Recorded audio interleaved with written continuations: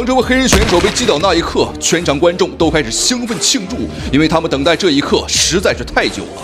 被击倒的并不是别人，正是格斗史上有史以来最傲慢的拳手——毒液迈克尔·佩奇。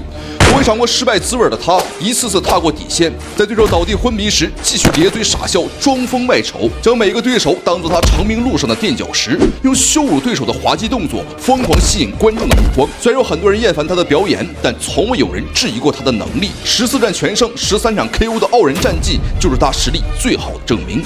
然而，当迈克尔·佩奇遇到真正的强敌，来自于巴西的道格拉斯·利马时，迈克尔·佩奇依旧毫不在乎，在发挥先长，依旧傲慢地挑衅着对手。但道格拉斯全程面无表情，冷静的像一个杀手一般。在当年，同样有一位名叫道格拉斯的拳手，在日本东京击败了当年不可一世的麦克泰森，而历史性的一幕在这场战斗当中即将再次上演。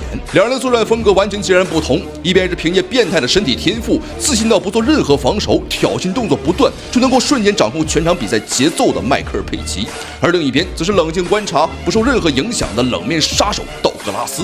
Final with that welterweight championship, but tonight it's all up. Nate Charmer's going to try to mesmerize and hypnotize. And that motion that Michael Venom Page brings.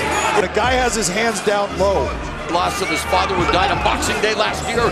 Quickly surges in and out looking for that right. 在比赛进行到2分钟时，全程冷静观察的道格拉斯终于抓住机会，成功将战斗带入到地面作战。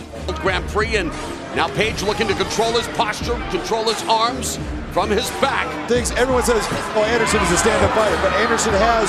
在站立作战当中潇洒自如的迈克尔·佩奇，这下彻底老实了。他的身体优势在地面作战当中全部化作泡影。尽管陷入到危机当中，但这家伙呀并没有坐以待毙，他死死地抓住道格拉斯的双手，尽可能的不让自己受到打击。Straight ahead.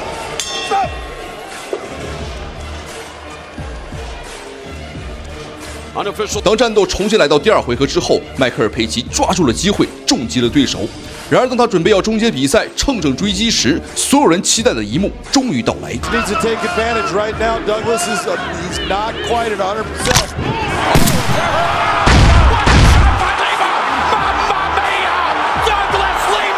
迈克尔·佩奇14战全胜的战绩瞬间灰飞烟灭，在全场爆发的欢呼声当中，道格拉斯只是静静站立，如同完成任务的猎人，脸上依旧没有任何的波澜，仿佛这场比赛的结果早在他的预料之中。